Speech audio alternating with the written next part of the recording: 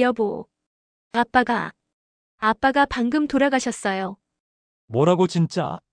그런데 나 지금 인천공항이야. 엄마, 아빠랑 베트남 골프 패키지로 막 출발하려고 하는데. 여보, 지금 무슨 소리예요? 아빠가 돌아가셨다고요? 미안해. 정말 미안한데 이미 항공료 500만 원 다 끊었고 골프장 예약도 했어. 취소하면 취소 수수료만 300만 원이야. 여보, 취소 수수료가 지금 중요해요? 아빠가 돌아가셨는데. 아, 정말 미안해. 근데 생각해봐. 어차피 장례식은 사흘간 하는 거잖아. 내가 마지막 날에 맞춰서 돌아가면 되지. 민수야, 빨리 와. 비행기 놓치겠어. 엄마 잠깐만, 정희가 아버지 돌아가셨다고. 그래서 우리가 뭘 어쩌라고? 민수야, 핸드폰 내놔. 어머니, 지금 상황이.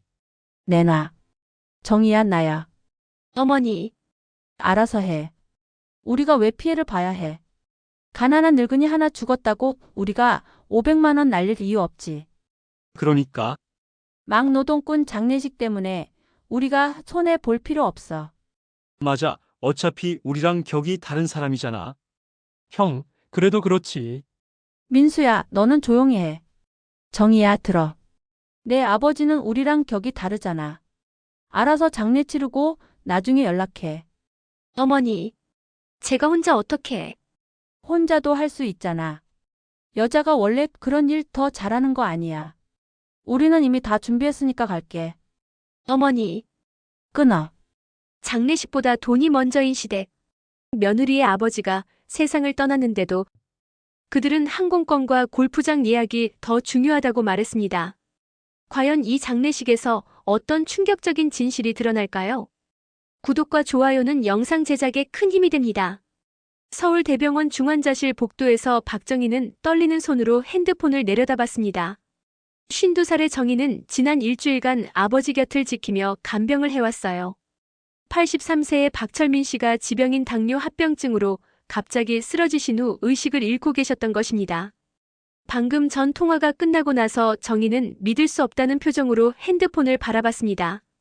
세상에서 가장 사랑하는 아버지가 돌아가셨는데 남편과 시댁 식구들에게는 베트남 골프 여행이 더 중요하다는 것이었어요.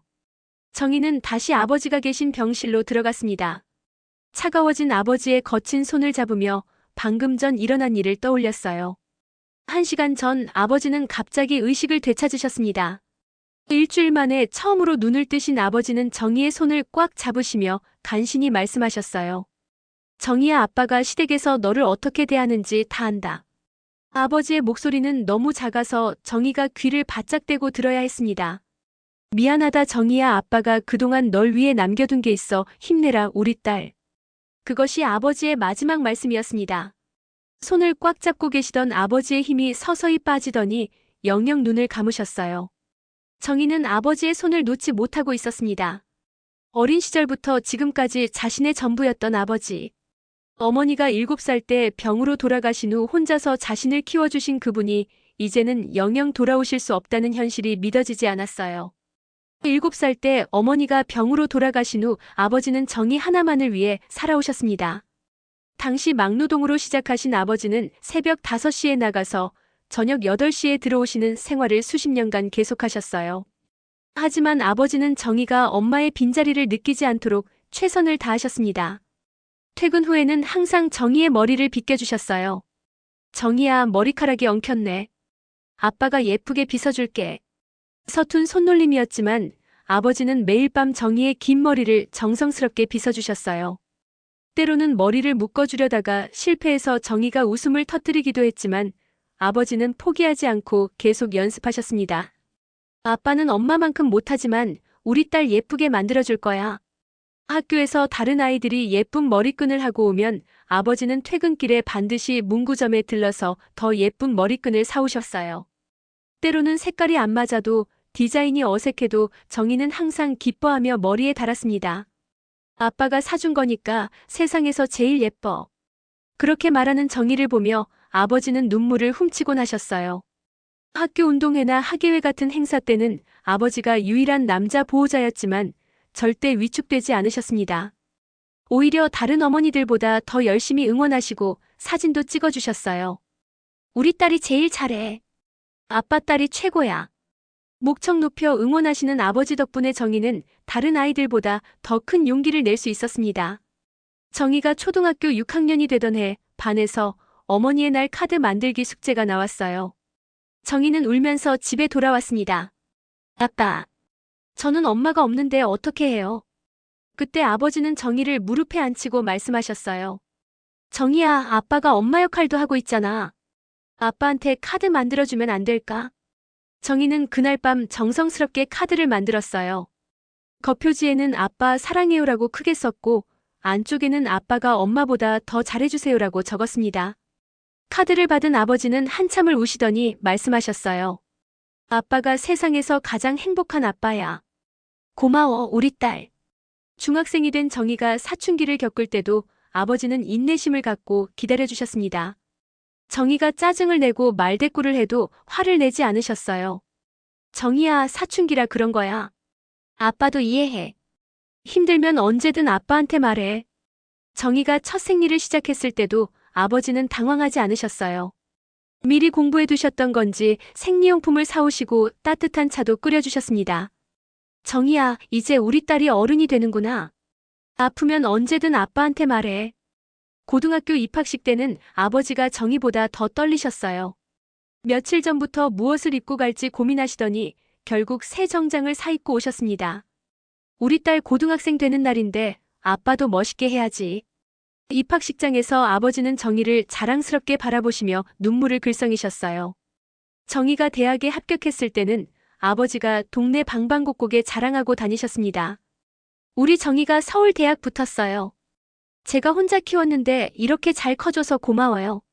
아버지의 자랑 섞인 목소리를 들으며 정희는 가슴이 뭉클했어요. 결혼 전날 밤 아버지는 정희의 방에 오셔서 오랫동안 머리를 빗어주셨어요. 내일부터는 아빠가 정희 머리 빗어줄 수 없구나. 신랑이 우리 딸 잘 돌봐줄까? 그때 정희는 아버지가 얼마나 외로우실지 걱정됐어요.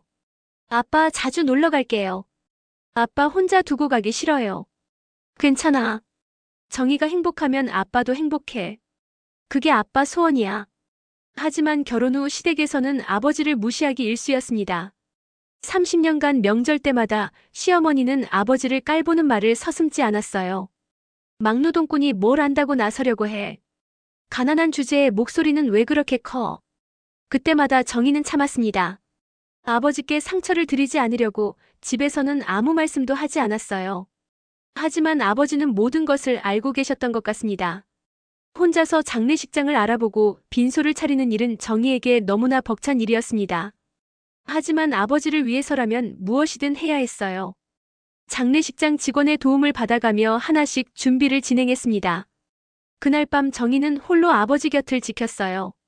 조용한 빈소에서 아버지와의 추억을 되새기며 눈물을 흘렸습니다. 셋째 날 오전 드디어 민수가 시부모와 큰형, 작은형과 함께 장례식장에 나타났어요. 하지만 그들의 첫마디는 정희를 더욱 분노하게 만들었습니다. 골프 일정 때문에 못 와서 미안했어. 그런데 뭐 별일 없이 잘 치렀네. 역시 여자가 이런 일은 더 세심하게 잘해. 가난한 늙은이 장례식이 뭐 그리 거창할 게 있어. 시어머니 최순자의 무심한 말에 정희는 온몸이 떨렸어요. 사흘 동안 혼자서 모든 것을 감당하며 얼마나 힘들었는지 그들은 전혀 모르고 있었습니다. 그 순간 정희는 아버지의 마지막 말씀을 떠올렸습니다. 아빠가 그동안 자신을 위해 남겨둔 것이 있다고 하셨던 그 말씀을. 정희는 확신했습니다. 이제 모든 것이 달라질 거라고 말이에요. 장례식을 마친 다음 날 오전 정희는 아버지가 사시던 낡은 연립주택으로 향했습니다. 유품을 정리하고 집을 정리해야 했어요. 20평 남짓한 작은 집이었지만 아버지의 평생이 담겨있는 소중한 공간이었습니다. 정희는 아버지 방부터 정리하기 시작했어요. 낡은 옷장에는 몇 벌 되지 않는 옷들이 깔끔하게 정리되어 있었고 책상 위에는 정희의 어린 시절 사진들이 가지런히 놓여 있었습니다. 서랍을 하나씩 열어보며 아버지의 물건들을 정리하는데 눈물이 났어요. 평생 검소하게 사셨던 아버지의 모습이 고스란히 드러났습니다. 그때 현관문에서 초인종 소리가 났습니다. 정희가 문을 열어보니 정장을 차려입은 50대 중반의 남성이 서 있었어요. 혹시 박정혜 씨신가요? 저는 김앤파트너스 법무법인의 이상혁 변호사입니다. 고인이 되신 박철민님의 법무를 담당하고 있었어요. 정희는 놀란 표정으로 변호사를 바라봤습니다. 아버지가 변호사까지 두고 계셨다는 것이 믿어지지 않았어요. 아버지께서 변호사님을 알고 계셨나요? 10년 전부터 아버님의 각종 법적 업무를 도와드렸습니다. 오늘은 상속 관련해서 꼭 말씀드려야 할 일이 있어서 찾아뵈었어요. 변호사는 정희를 안으로 안내하고는 서류 가방에서 두꺼운 파일을 꺼냈습니다. 우선 이것부터 보시겠어요? 아버님께서 남기신 유언장입니다. 변호사가 건넨 유언장을 정희는 떨리는 손으로 받았어요. 아버지의 손글씨로 정성스럽게 쓰여진 유언장이었습니다. 사랑하는 딸 정희에게 아빠가 평생 모은 모든 재산을 너에게 물려준다. 막노동부터 시작했지만 조금씩 모은 돈으로 투자해서 만든 것들이야. 너는 아빠의 전부였고 이 모든 것도 너를 위한 것이었단다. 행복하게 살아라. 유언장을 읽는 정희의 눈에서 눈물이 떨어졌습니다. 하지만 변호사의 다음 말에 더욱 놀랐어요. 정희 씨, 아버님께서 남기신 재산 목록을 확인해 보시겠어요? 변호사가 꺼낸 재산 목록을 보는 순간 정희는 입을 다물지 못했습니다. 강남 논현동 펜트하우스 한 채, 시가 80억 원. 강남 역삼동 상업용 빌딩 2동, 시가 각각 70억 원과 50억 원. 그 외의 주식과 채권, 예금까지 합쳐서 총 250억 원 상당의 재산이었어요. 이게 정말 아버지 거예요? 정희는 믿을 수 없다는 표정으로 서류를 들여다봤습니다. 평생 이 작은 집에서 사시며 낡은 옷만 입고 다니셨던 아버지가 이런 엄청난 재산을 가지고 계셨다니 꿈만 같았어요. 네, 모두 아버님 명의로 되어 있습니다. 아버님께서는 20년 전부터 조금씩 부동산과 주식에 투자를 시작하셨어요. 처음에는 작은 금액으로 시작했지만 놀라운 안목으로 투자하셨습니다. 변호사는 상세한 설명을 이어갔어요. 아버지는 막노동으로 번 돈을 한 푼도 낭비하지 않고 모으셨다고 했습니다. 그 돈으로 처음에는 강남에 작은 상가를 하나 사셨고 그것이 대박이 나면서 더 큰 투자를 하게 되셨다는 것이었어요. 특히 20년 전 강남 개발 호재를 미리 알아보시고 투자하신 부동산들이 지금은 몇십 배의 가치로 올랐습니다. 주식 투자도 마찬가지였어요. 삼성전자, LG전자 같은 우량주를 꾸준히 매수하셨거든요. 정희는 아버지의 투자 내역을 하나씩 살펴봤어요. 정말 놀라운 안목이었습니다. 20년 전에 강남 부동산에 투자하고 지금은 전 세계적으로 인정받는 한국 기업들의 주식을 미리 사두셨던 거예요. 특히 상업용 빌딩들에서 나오는 월 임대료가 상당해요. 두 빌딩 합쳐서 매월 약 2억 원 정도의 수입이 들어옵니다. 정희는 다시 한번 놀랐어요. 매월 2억 원이라니 상상도 할 수 없는 금액이었습니다. 아버지께서 왜 이 사실을 저에게 숨기고 계셨을까요? 변호사는 잠시 망설이더니 아버지가 직접 쓰신 편지를 하나 더 꺼냈어요. 이건 아버님께서 변호사 사무실에 맡겨두신 편지입니다. 정희 씨가 궁금해할 것 같다고 하시면서요. 정희는 떨리는 손으로 편지 봉투를 열었습니다. 사랑하는 딸 정희야, 내가 이 편지를 읽고 있다면 아빠의 비밀을 모두 알게 된 거구나. 왜 숨겼냐고 물어볼 것 같아서 미리 써둔다. 아빠는 내가 돈 때문에 사람들이 달라지는 것을 보여주고 싶지 않았어. 순수한 우리 딸 그대로 살았으면 좋겠다고 생각했거든. 하지만 시댁에서 너를 무시하는 것을 보면서 마음이 아팠다. 이제는 당당하게 살 때가 된 것 같아. 아빠가 물려주는 이 모든 것으로 누구에게도 고개 숙이지 않는 삶을 살아라. 편지를 읽으며 정희는 다시 눈물을 흘렸습니다. 아버지는 정말 모든 것을 알고 계셨던 거예요. 그리고 이건 펜트하우스 열쇠예요. 아버님께서 1년 전부터 정희 씨 취향에 맞게 인테리어를 다시 하셨거든요. 변호사가 건넨 열쇠를 받으며 정희는 복잡한 기분이 들었어요. 기쁘면서도 아버지에 대한 그리움이 더욱 커졌습니다. 그날 오후 정희는 변호사와 함께 강남 펜트하우스를 보러 갔습니다. 40층짜리 최고급 아파트의 최상층이었어요. 펜트하우스 문을 열었을 때 정희는 숨이 막혔어요. 200평이 넘는 공간에 한강이 한눈에 내려다 보이는 전망. 최고급 가구들과 가전제품들로 가득한 집이었습니다. 아버지 방도 따로 마련되어 있었어요. 그곳에는 아버지가 읽으셨던 경제 서적들과 정희의 어린 시절 사진들이 가지런히 정리되어 있었습니다. 정희는 아버지 책상에 앉아 한강을 바라봤어요. 그때 핸드폰이 울렸어요. 민수였습니다. 여보, 너 지금 어디야? 집에 아무도 없는데. 저는 제 집에 있어요. 뭔 소리야? 여기가 내 집이잖아. 정희의 목소리는 차갑고 단호했습니다. 아니요. 이제 제 진짜 집에 있어요. 아버지가 남겨주신 집에요. 민수는 정희의 말을 이해할 수 없었어요. 야, 무슨 소리 하는 거야? 너 친구 집에 있는 거지. 당장 집에 와. 하지만 정희는 이미 마음을 정했어요. 앞으로는 거기로 돌아가지 않을 거예요. 그리고 이혼 준비를 하고 있으니까 미리 알아두세요. 뭐? 이혼? 민수가 소리쳤지만 정희는 전화를 끊어버렸어요. 정희는 펜트하우스의 넓은 거실에서 한강의 야경을 바라보며 새로운 다짐을 했습니다. 더 이상 아무도 자신을 무시하지 못하게 하겠다고. 아버지가 남겨주신 이 모든 것으로 당당하게 살아가겠다고 말이에요. 다음 날 아침 정희는 펜트하우스에서 맞는 첫 번째 아침을 경험했습니다. 한강을 바라보며 마시는 커피 맛이 그 어느 때보다 달콤했어요. 30년간 시댁의 눈치를 보며 살았던 지난 날들이 마치 꿈처럼 느껴졌습니다. 하지만 문득 아버지 생각이 났어요. 아버지가 돌아가시지 않고 함께 있으셨다면 얼마나 좋았을까요? 이 아름다운 펜트하우스에서 아버지와 함께 커피를 마시며 한강을 바라볼 수 있었다면 말이에요. 아빠, 이 모든 걸 혼자 준비하시느라 얼마나 외로우셨을까요? 정희는 아버지가 앉으셨을 책상을 바라보며 눈물을 훔쳤어요. 평생 자신만을 위해 살아오신 아버지를 이제야 제대로 알게 된 것이 안타까웠습니다. 살아계실 때 더 많은 사랑을 표현하지 못한 것이 후회되었어요. 정희는 이상혁 변호사에게 전화를 걸었어요. 빌딩 관리에 대해 더 자세히 알고 싶었거든요.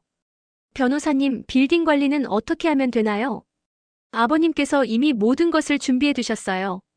전문 관리업체와 계약되어 있고 매월 임대료는 자동으로 정희 씨 계좌로 입금됩니다. 특별히 신경 쓰실 일은 없어요. 그런데 변호사님, 혹시 민수 회사도 그 빌딩에 있나요? 이상혁 변호사는 잠시 서류를 확인하더니 대답했어요. 네, 맞습니다.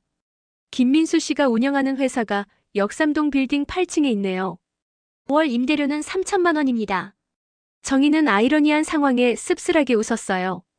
그동안 남편이 월세로 내던 돈이 사실은 자신의 아버지에게 가고 있었던 것이었습니다. 한편 민수는 집에서 정희를 기다리고 있었어요. 어젯밤 집에 돌아왔는데 정희가 없었고 짐도 모두 사라져 있었거든요. 당황한 민수는 시어머니에게 전화를 걸었습니다. 엄마, 정희가 집을 나갔어. 이혼한다고 하고. 뭐라고? 정희가 어디 갈 데나 있다고 그래? 며칠 있으면 알아서 돌아올 거야. 그런데 뭔가 이상해. 정희가 자기 아버지가 남긴 집에 있다고 하는데. 최순자는 코웃음을 쳤어요. 그런 집에서 뭘 남겨줘? 그냥 내버려둬. 돈도 없는 주제에 오래 못 버틸 거야. 하지만 이틀이 지나도 정희는 돌아오지 않았어요. 민수는 점점 불안해졌습니다. 평소 순종적이던 정희가 이렇게 단호하게 나온 것이 처음이었거든요. 그날 저녁 민수는 다시 정희에게 전화를 걸었어요. 여보, 우리 얘기 좀 하자. 내가 잘못했어. 정희의 목소리는 여전히 차가웠습니다. 이제 와서 잘못했다고 하세요? 아빠 장례식 때는 어디 계셨죠? 그건 정말 미안해. 앞으로는 잘할게. 민수의 목소리에는 간절함이 묻어났어요. 하지만 정희는 단호했습니다. 앞으로는 없어요. 변호사님을 통해서만 연락하겠습니다. 그렇게 말하고 정희는 전화를 끊어버렸어요. 며칠 후 정희는 빌딩 관리사무소를 방문했습니다. 자신이 소유한 건물들을 직접 보고 싶었거든요. 관리소장 오현수 씨가 정희를 안내했어요. 건물주님 환영합니다. 박철민 회장님께서 정희 양 이야기를 자주 하셨거든요. 아버지가 그러셨나요? 네, 딸 자랑을 정말 많이 하셨어요. 그리고 언젠가 정희 양이 이 건물들을 물려받게 될 거라고 미리 말씀해 주셨습니다. 정희는 건물을 둘러보며 감동했어요.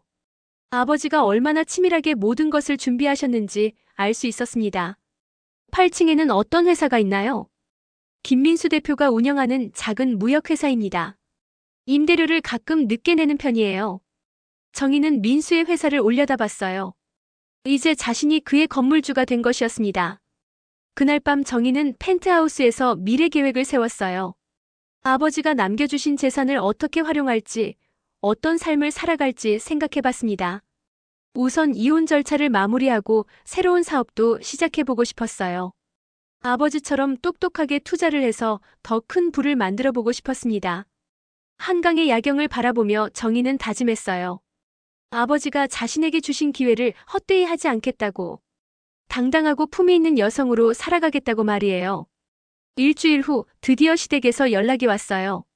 최순자가 정희에게 직접 전화를 걸어온 것이었습니다. 정희야, 우리 만나서 얘기 좀 하자.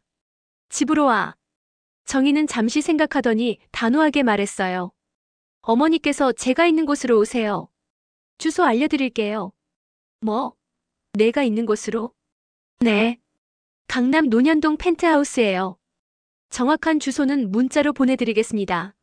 정희는 자신의 변화된 상황을 시어머니가 직접 눈으로 확인하기를 원했어요. 더 이상 숨길 필요도 없었고 당당하게 자신의 현실을 보여주고 싶었습니다. 최순자는 펜트하우스라는 말에 당황했지만 결국 찾아오기로 했어요. 경비실에서 올라온 연락을 받고 정희는 시어머니를 맞을 준비를 했습니다. 현관문을 열자 시어머니가 서 있었는데 평소와는 다른 모습이었어요. 화려한 펜트하우스 로비를 보고 당황한 기색이 역력했습니다. 정희야, 여기가 내가 지내는 곳이야? 네, 들어오세요. 정희는 시어머니를 거실로 안내했어요. 최순자는 펜트하우스의 웅장함에 압도되어 말을 잇지 못했습니다. 이게 다 뭐야? 내 아버지가 이런 곳을 남겨줄 수 있을 리 없잖아. 정희는 차분하게 대답했어요. 아버지께서 평생 모으신 거예요. 저도 이제 알았습니다.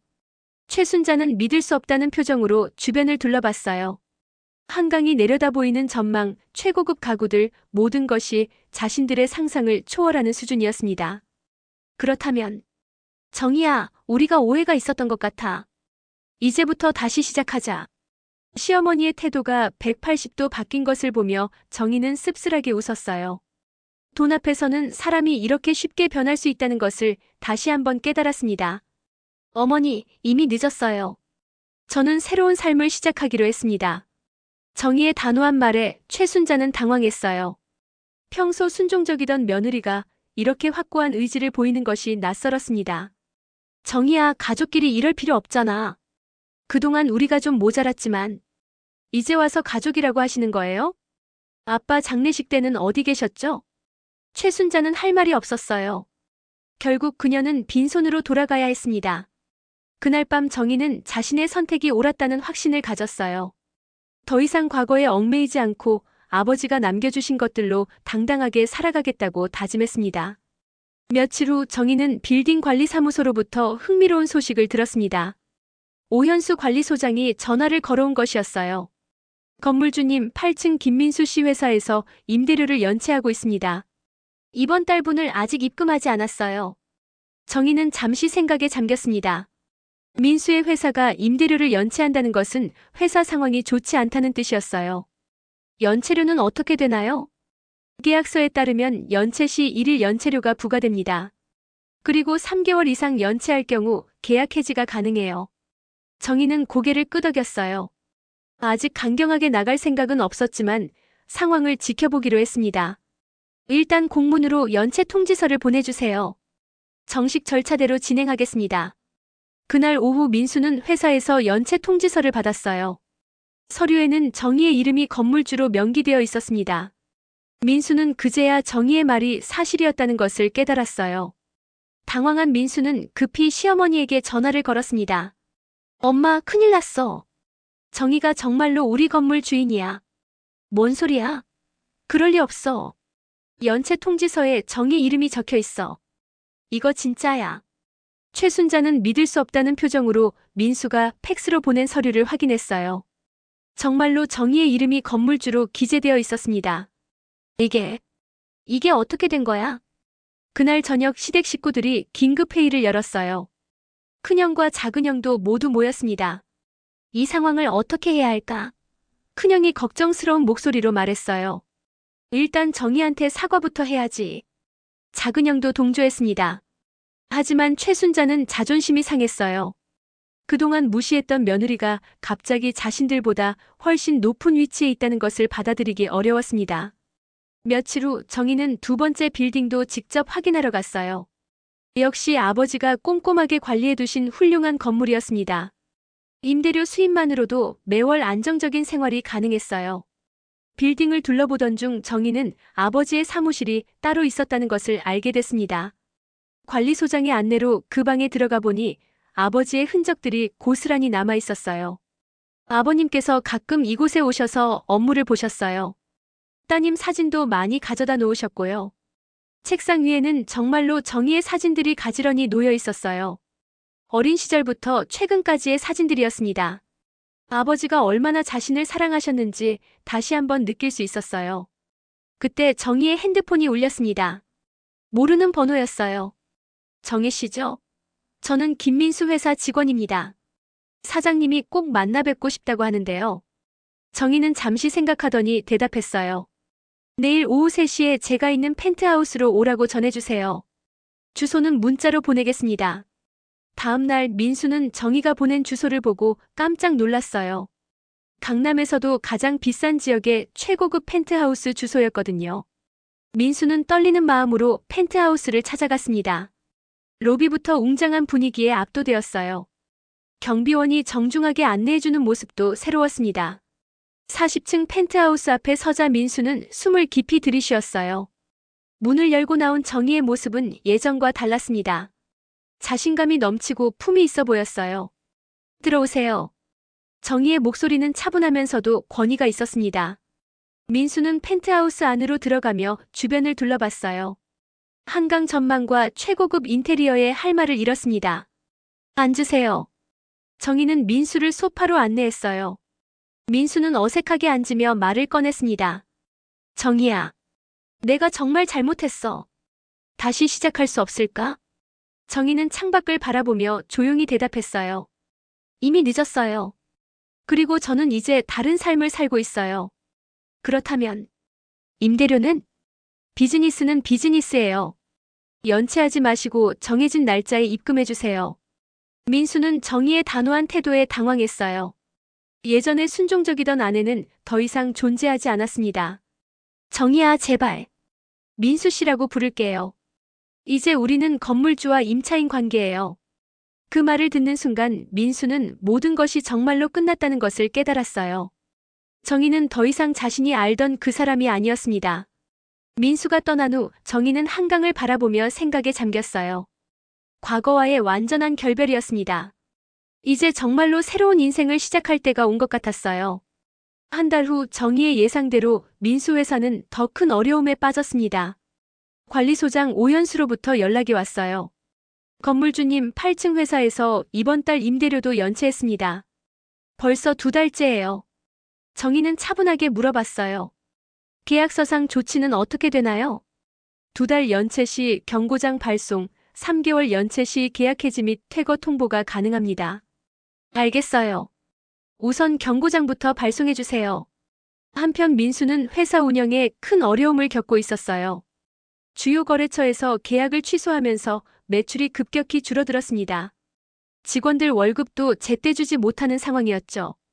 당황한 민수는 시어머니에게 도움을 요청했어요. 엄마, 회사가 정말 어려워. 돈 좀 빌려줄 수 있어? 하지만 최순자도 사정이 여의치 않았어요. 주식 투자 실패로 가용 자금이 부족했습니다. 우리도 지금 어려워. 정희한테 부탁해봐. 어차피 건물주잖아. 민수는 정희에게 전화를 걸려다가 망설였어요. 지난번 만남에서 정희의 단호한 태도를 기억하고 있었거든요. 며칠 후 정희는 이상혁 변호사와 만났습니다. 이혼 절차를 본격적으로 진행하기 위해서였어요. 민수 씨 측에서 재산 분할을 요구하고 있습니다. 정희는 웃음을 지었어요. 아버지께서 남겨주신 재산은 상속받은 것이라 분할 대상이 아니죠? 맞습니다. 모두 정혜 씨 고유 재산입니다. 그리고 민수 씨 회사 상황도 좋지 않은 것 같던데요. 네, 임대료를 연체하고 있어요. 계약서대로 처리할 예정입니다. 변호사는 정희의 변화에 놀라워했어요. 처음 만났을 때와는 완전히 다른 모습이었습니다. 그런데 정혜 씨, 복수가 목적은 아니시죠? 복수라기보다는 정당한 권리 행사예요. 저도 이제 사업가니까요. 정희의 목소리에는 확신이 담겨 있었어요.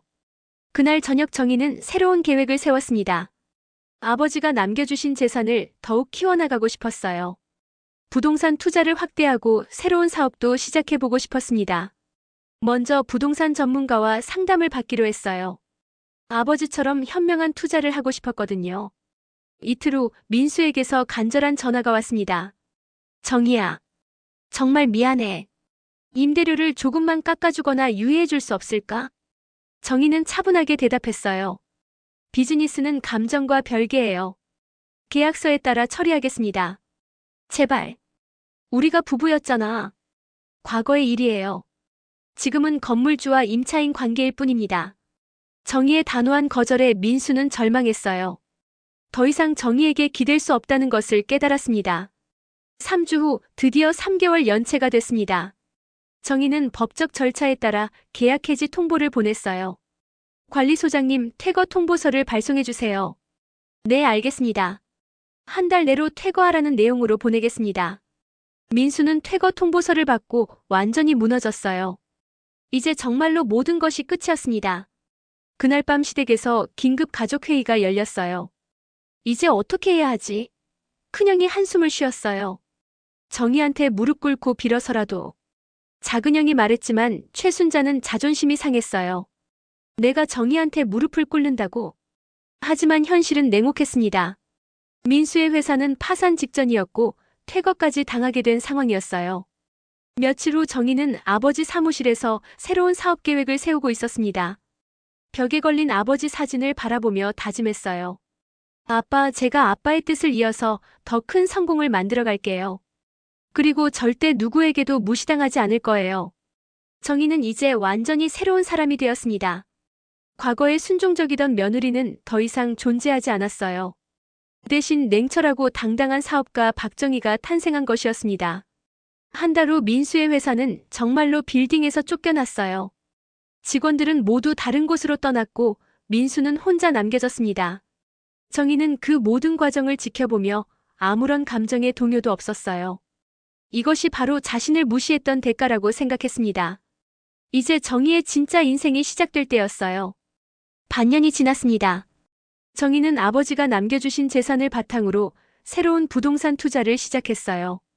강남의 또 다른 상업용 건물을 매입하고 임대 사업을 확장해 나갔습니다. 어느 날 정희는 아버지 사무실에서 업무를 보고 있었어요. 벽에 걸린 아버지 사진을 바라보며 보고를 드렸습니다. 아빠, 새로운 건물 임대율이 95%를 넘었어요. 아빠가 가르쳐 주신 대로 좋은 임차인들을 선별해서 받고 있어요. 그때 관리소장 오현수가 조심스럽게 들어왔어요. 건물주님, 8층에 새로운 임차 희망자가 있습니다. 정희는 서류를 검토하며 물어봤어요. 어떤 회사인가요? 작은 규모의 컨설팅 회사입니다. 대표가 젊은 여성분이세요. 사업 계획서도 탄탄하고 보증금도 충분히 준비했습니다. 좋네요.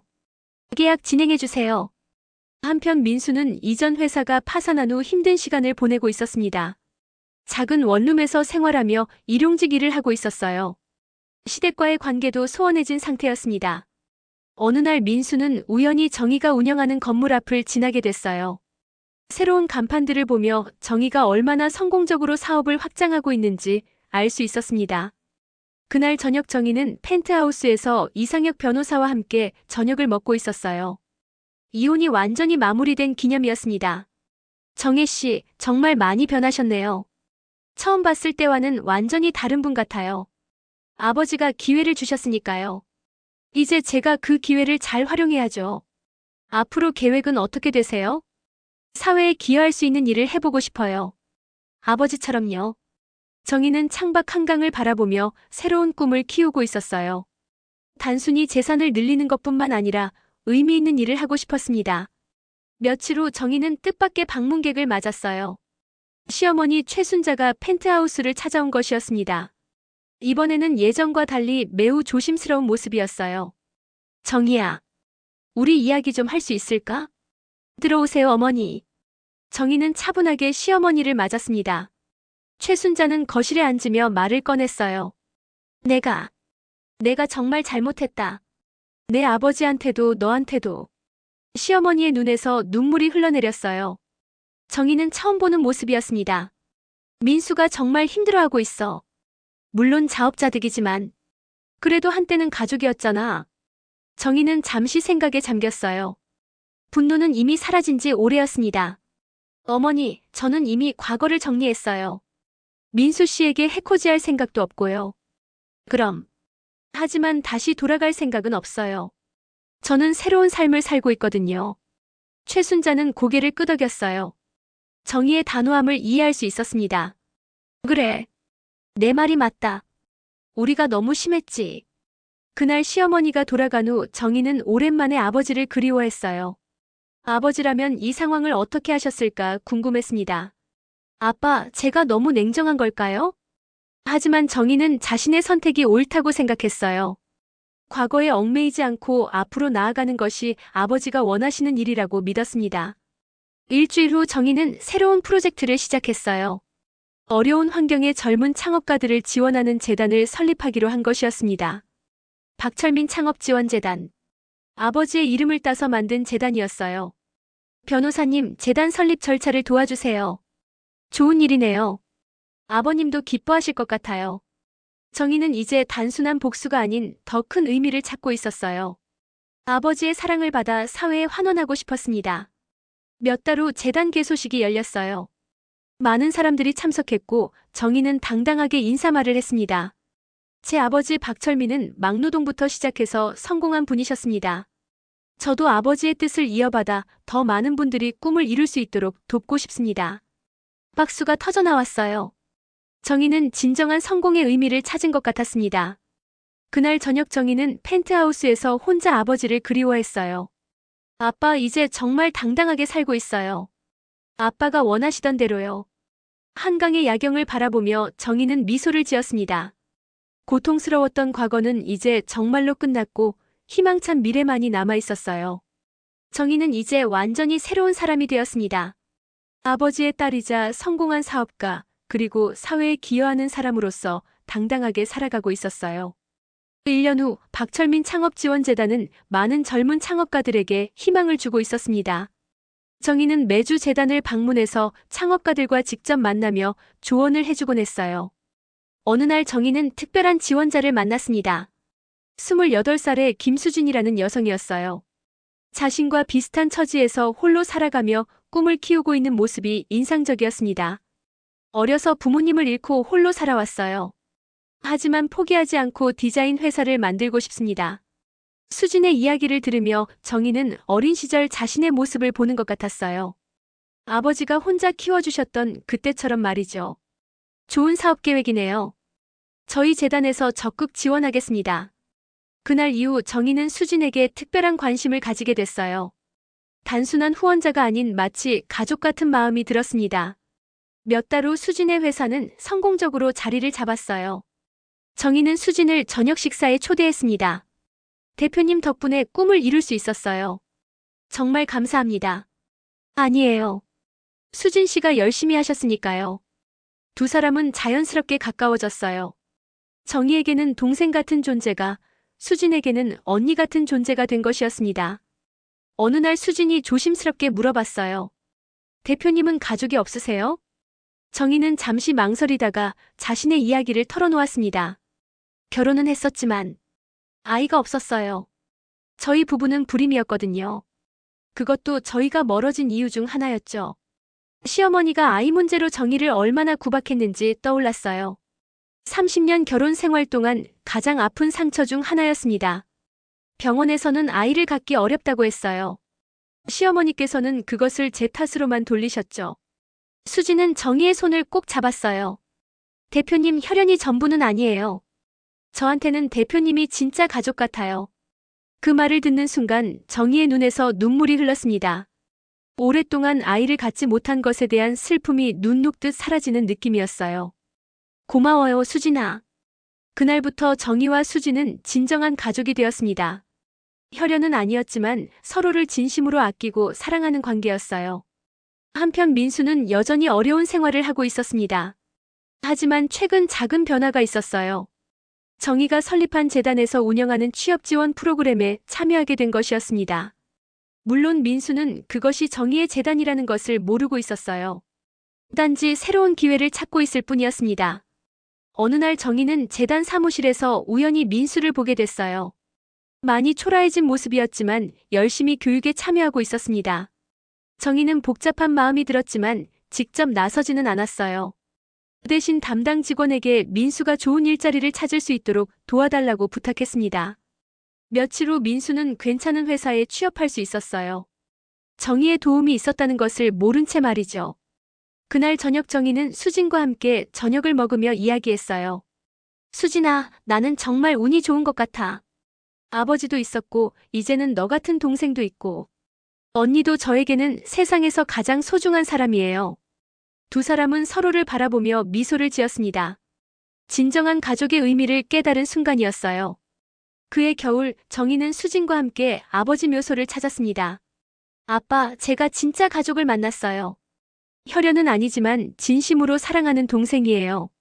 수진도 정희 옆에서 고개를 숙여 인사했어요. 아버님, 언니를 잘 부탁드려요. 제가 잘 돌봐드릴게요. 바람이 불어와 두 사람의 머리카락을 살짝 흔들었어요. 마치 아버지가 축복해 주시는 것 같았습니다. 집으로 돌아가는 길에 정희는 깨달았어요. 진정한 가족은 피로 맺어지는 것이 아니라 마음으로 맺어지는 것이라는 것을 말이죠. 아버지가 자신을 사랑해 주신 것처럼 이제는 자신이 수진을 사랑해 주고 있었어요. 그리고 그것이 바로 가족의 진정한 의미였습니다. 그날 밤 정희는 펜트하우스에서 수진과 함께 차를 마시며 미래 계획을 세웠어요. 언니, 우리 함께 더 큰 꿈을 꿔봐요. 그래, 아버지가 시작하신 사랑을 더 많은 사람들에게 나누어 주자. 정희는 이제 진정한 행복을 찾은 것 같았습니다. 아버지의 사랑, 성공한 사업, 그리고 진심으로 사랑하는 가족까지. 모든 것이 완벽했어요. 하지만 정희는 알지 못했습니다. 새로운 시련이 기다리고 있다는 것을 말이에요. 그로부터 2년이 더 지났습니다. 정희는 이제 54살이 되었지만 그 어느 때보다 활기차고 아름다워 보였어요. 박철민 창업지원재단은 국내 최고의 창업지원기관으로 성장했고 정희의 부동산 사업도 크게 확장되었습니다. 수진은 정희의 든든한 동반자가 되어 재단 운영을 함께 도맡고 있었어요. 두 사람은 진짜 자매처럼 지내며 서로를 의지하고 있었습니다. 대표님, 오늘 새로운 지원자 중에 정말 인상 깊은 사람이 있었어요. 어떤 사람이었는데? 25살 청년인데 어린 시절 부모를 잃고 홀로 자랐대요. 그런데도 포기하지 않고 기술 개발에 매진하고 있어요. 정희는 미소를 지었어요. 그런 이야기를 들을 때마다 아버지 생각이 났습니다.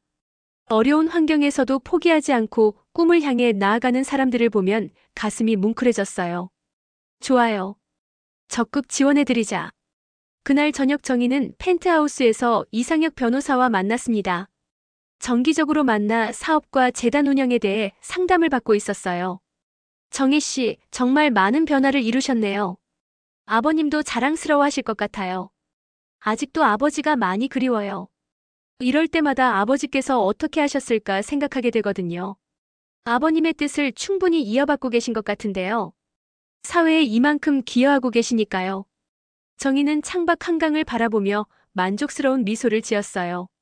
정말 행복했습니다. 며칠 후 정희는 뜻밖의 소식을 들었어요. 민수가 재혼을 했다는 것이었습니다. 상대방은 정희보다 10살 어린 여성으로 아이도 하나 있었다고 했어요. 처음에는 복잡한 마음이 들었지만 곧 마음이 편해졌어요. 민수도 새로운 행복을 찾은 것 같아서 다행이었습니다. 수진아, 사람은 모두 행복할 권리가 있는 것 같아. 맞아요, 대표님. 대표님도 정말 행복해 보여요. 그해 가을 정희는 특별한 결정을 내렸어요. 아버지의 이름을 딴 장학재단을 추가로 설립하기로 한 것이었습니다. 어려운 환경의 학생들이 꿈을 포기하지 않도록 돕고 싶었어요. 박철민 교육재단 설립 기념식 날 많은 사람들이 참석했습니다. 정희는 단상에서 감사 인사를 했어요. 제 아버지는 저에게 가장 소중한 것을 가르쳐 주셨습니다. 바로 사랑과 희망입니다. 이제 저도 그 사랑과 희망을 더 많은 분들과 나누고 싶습니다. 박수가 터져 나왔어요. 관객석에서 수진이 눈물을 흘리며 박수를 치고 있었습니다.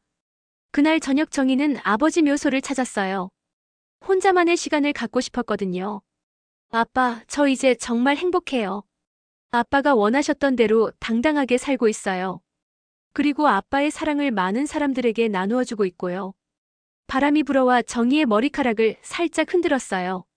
마치 아버지가 대답해 주시는 것 같았습니다. 아빠, 감사해요. 아빠 덕분에 진정한 행복이 무엇인지 알게 됐어요. 묘소를 떠나는 길에 정희는 되돌아보며 인사했어요. 이제 정말로 모든 것이 완성된 것 같았습니다. 집으로 돌아가는 차 안에서 정희는 수진에게 말했어요. 수진아, 우리 더 큰 꿈을 꿔보자. 전국에 재단 지부를 만들어서 더 많은 사람들을 도와주는 거야. 좋아요, 대표님. 함께 해봐요. 그날 밤 정희는 펜트하우스에서 한강의 야경을 바라보며 깊은 만족감을 느꼈어요.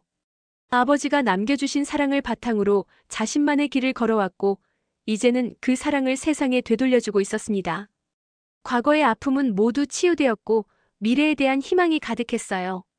시댁의 무시와 모욕, 불임의 아픔, 아버지를 잃은 슬픔까지 모든 것이 이제는 자신을 더 강하고 지혜롭게 만들어준 경험이 되었습니다.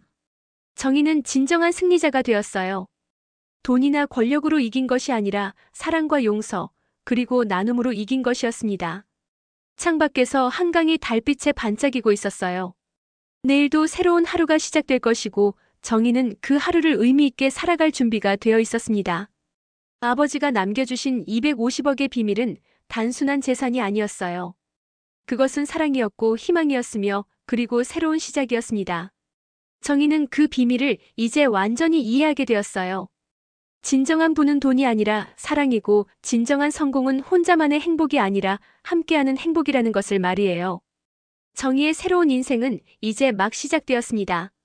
아버지의 사랑을 가슴에 품고 수진이라는 진정한 가족과 함께 그리고 더 많은 사람들에게 희망을 주며 살아갈 아름다운 인생이었어요. 오늘 이야기 어떠셨나요? 겉으론 가난한 막노동꾼이었지만 아버지가 평생 지켜낸 건 오직 딸 하나였습니다. 끝까지 함께하지 못했어도 그 사랑은 마지막 순간까지 이어졌습니다. 어쩌면 우리 모두의 삶도 다르지 않을지 모릅니다. 누군가는 지금도 아버지로, 어머니로 또는 딸과 아들로 살아가고 있으니까요. 소중한 사람과 함께한 오늘의 순간이 언젠가 가장 큰 선물이 된다는 사실 잊지 않고 살아가야 하지 않을까요? 오늘 이야기가 마음에 닿으셨다면 구독과 좋아요는 더 많은 사연을 전하는 데 큰 힘이 됩니다.